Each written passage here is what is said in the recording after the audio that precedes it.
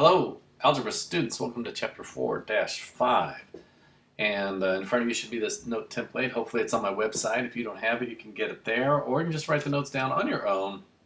But whatever you do, hit pause as we go through. There's a lot of deep thinking stuff in here that you're going to have to get your head wrapped around to make it through the rest of chapter 4. And hopefully I can help clarify some of this stuff for you here and on Monday in class. So let's just get going with things here because we got a lot to talk about. The first one that we need to talk about is this function notation. We've looked at it a couple of times quickly, and we need to start talking about it more often because that's the notation that's used in higher level math. When you see this f with the parenthesis x there, this is how you say it, f of x. All right, and you can think of the value f of x as another way of writing y. So I'm going to model that to you in the problems as we go through this particular set of notes. Number one says, how would you read this aloud? Because it can be different letters. If you had it written like that, that's a function notation. Get another way of saying y, but in this case we would say h of g. Now the context would be something in a problem that we would plug in there. So we'll see, hopefully make that clear as we go later through these notes here. Number two says, circle the equation that shows function notation. Well, this one does right here, the first one. That's f of x is equal to 2x plus 1. Well, this one does not. The third one is really not, okay, because it needs to be equal to. Okay, it needs to be isolated, kind of like y would be in a problem. So the first one there is really the only one to do that, to be in function notation.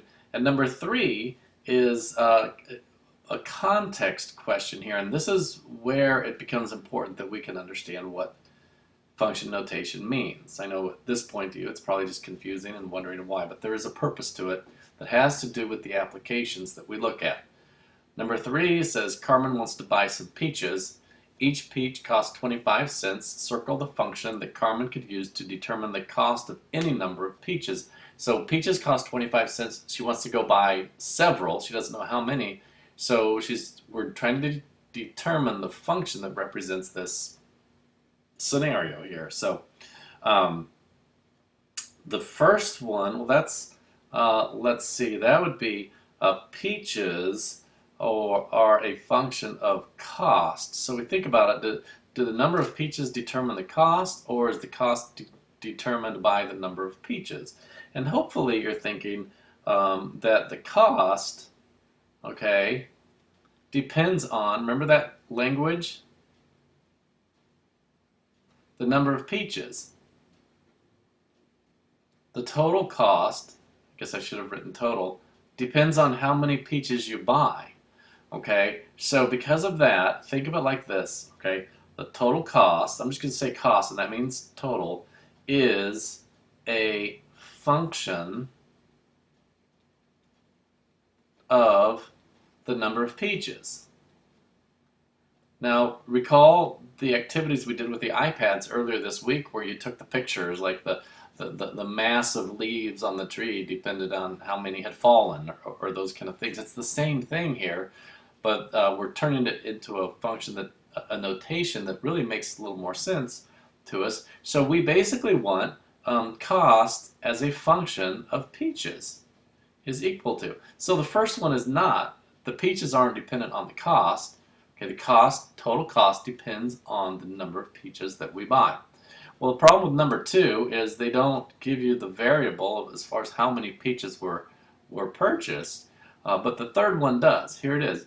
Okay, the cost is a function of the number of peaches where it's 25 cents per peach.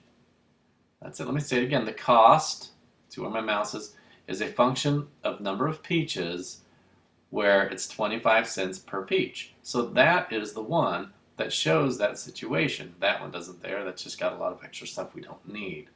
Okay, that's function notation. We've talked about it, and we need to emphasize it more and more because you're going to need to see that really in the higher math level classes. It's going to come up quite a bit. There's some stuff at the bottom of your page there that I don't really want to get into because of time. We need to spend probably several videos to get through just the rest of this material here, and you need to take your time through it because it can get a little confusing But once we get our head wrapped around it, hopefully you can survive it. So let's look at number 7 here at the top of the next page. So this is really it. That you are going to need to be able to write a function rule from a situation and be able to put it in or out of function notation as requested. Okay, so in this particular question, there's a landfill. And the landfill starts out with 50,000 tons of waste. Every month, it accumulates an average of 420 more tons of waste. So we're going to say 420 tons of waste on average per month as we go. So it says, what is the function rule that represents the total waste after m months? Okay, well, let's get back to the language we started in the first part of this video. Okay, in other words, the total waste, okay, is a function of the number of months.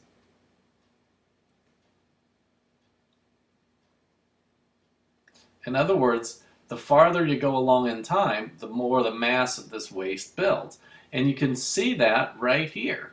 Waste after m months. Okay, waste depends on the number of months. So it's kind of like the waste, or total waste, is kind of the y-axis there. So number 7, they've related this in words. Total waste is 50,000 tons plus 420 tons times the number of months.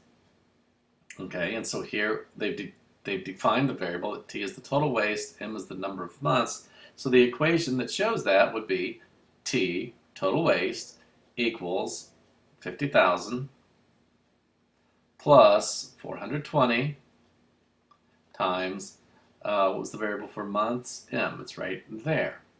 All right, so function notation, okay, if you were asked to do that, if you were asked to write it as a function, you would say this, T of M, okay, total waste as a function of months is equal to 50,000 plus 420 M. All right, that's really it. Now you could just write it also as just the old-fashioned way. Whoops, sorry. My computer at home, it's a little harder to write. T equals 50,000 plus 420 M. Okay, now please understand that these two things are really the same. Okay, it's the same idea there, but this function notation actually does make a little more sense for us as you move up in math classes. Okay, I'm going to stop here, a little bit short of my time, just because I know I'm going to need a lot of time to talk about the next question. So we'll stop here and start up with video 2 in a moment.